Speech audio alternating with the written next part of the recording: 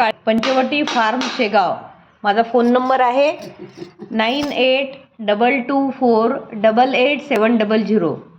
आज आम्ही सकाळच्या जेवणामध्ये म्हणजे प्राकृतिक भोजन सात्विक भोजनमध्ये जे बनवत आहे त्याची रेसिपी मी सांगणार आहे। हे कवळ्याचा किस आहे। कवळं किसून घेतलं छान। हा कवळ्याचा किस आहे आणि हे आहे नारळाचे तुकडे, ओल्या नारळाचे। आता याचं दूध काढून घेईल घट्टसर।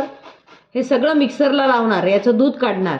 मग त्याच्यामध्ये थोडे दरदरे म्हणजे थोडेसे अर्धर कच्चे असे शेंगदाणे टाकणार, थोडे थोडे काजूचे तुकडे, बदामचे तुकडे। वरून सजवण्यासाठी हे आमच्या शेतातलंच गुलाबाचे जे फुलं असतात गावरानी गुलाबाचे, त्याच्या पाकळ्या आहेत त्या सजवण्यासाठी। आणि हे विलायची आणि जायफळची पूड आहे। तर हे आपण आणि थोडा खोबरा किस वरून टाकायसाठी वेगळा ठेवला। तर असं हे सगळं एकत्र करून आणि त्याची कवळ्याची खीर बनवणार। कवळं हे अतिशय चांगलं असते पोटासाठी आणि ही खीर तुम्ही मस्त खा, एक मोठं बाऊलभर खा। परमेश्वराच्या बगीचात तयार झालेलं असं जर खाल्लं तर व्याधीपासून दूर राहाल, रोगांपासून दूर राहाल।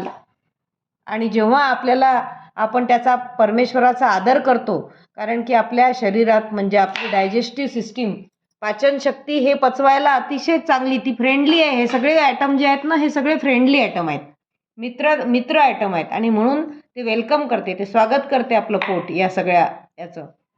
आणि अशा प्रकारचं जर खाल्लं तर हे बढिया खाणं नाही का बरं, हेल्दी खाणं आहे, अतिशय हेल्दी आणि अतिशय पौष्टिक आणि अतिशय चांगलं। लवकरात लवकर तर ब्लडमध्ये जाते, डायजेशन लवकर होते, त्याच्यानंतर त्याचं ॲब्सॉर्प्शन लवकर होते, आतमध्ये शोषण लवकर होते आणि जिथे पाहिजे तिथे त्यातले vitamins minerals as it is जातात।